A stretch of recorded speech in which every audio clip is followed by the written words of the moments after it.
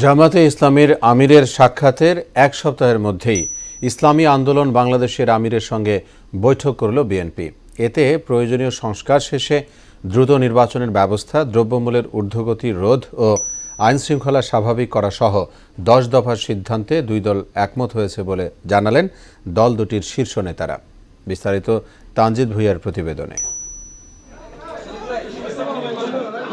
21 জানুয়ারি বরিশালে ইসলামী আন্দোলনের আমির ও চরমোনাই পীর সৈয়দ রেজাউল করিমের সঙ্গে বৈঠক করেন জামায়াতে ইসলামীর আমির ডাক্তার শফিকুর রহমান। বিভিন্ন বিষয়ে দল দুটির মতভিন্নতার কারণে ওই বৈঠক রাজনৈতিক অঙ্গনে কৌতূহলের জন্ম দেয়। জামায়াত আমিরের এই বৈঠকের এক সপ্তাহের মধ্যে পুরানা পল্টনে ইসলামী আন্দোলনের কার্যালয়ে দলের ভাইস চেয়ারম্যান বরকতুল্লাহ বুলুকে সঙ্গে নিয়ে আসেন বিএনপি মহাসচিব মির্জা ফখরুল ইসলাম আলমগীর। পরে দল দুটির শীর্ষ নেতাদের মধ্যে আলোচনা চলে প্রায় 2 ঘন্টা। বৈঠক শেষে গণমাধ্যমে ব্রিফিং করেন বিএনপি মহাসচিব ও ইসলামী আন্দোলনের আমির মুফতি সৈয়দ রেজাউল করিম।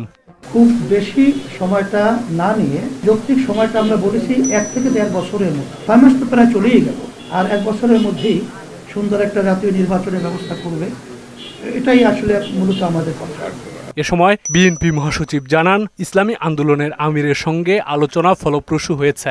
আধিপত্যবাদ, সম্প্রসারণবাদ ও সাম্রাজ্যবাদ, মুক্ত, স্বাধীন, সার্বভৌম, টেকসই গণতান্ত্রিক কল্যাণমূলক রাষ্ট্র গঠনে জাতীয় ঐক্য গড়ে তোলা, দুর্নীতিবাদ, সন্ত্রাসী, খুনি ও টাকা পাচারকারীদের দ্রুত বিচারের আওতায় এনে দৃষ্টান্তমূলক শাস্তি ব্যবস্থা করা, ভোটাধিকার সহ সকল মানবাধিকার রক্ষায় জাতীয় ঐক্যমত গড়ে তোলা, ন্যূনতম প্রয়োজনীয় সংস্কার শেষ করে দ্রুত সময়ের মধ্যে সুষ্ঠু গ্রহণযোগ্য নির্বাচনের ব্যবস্থা করা।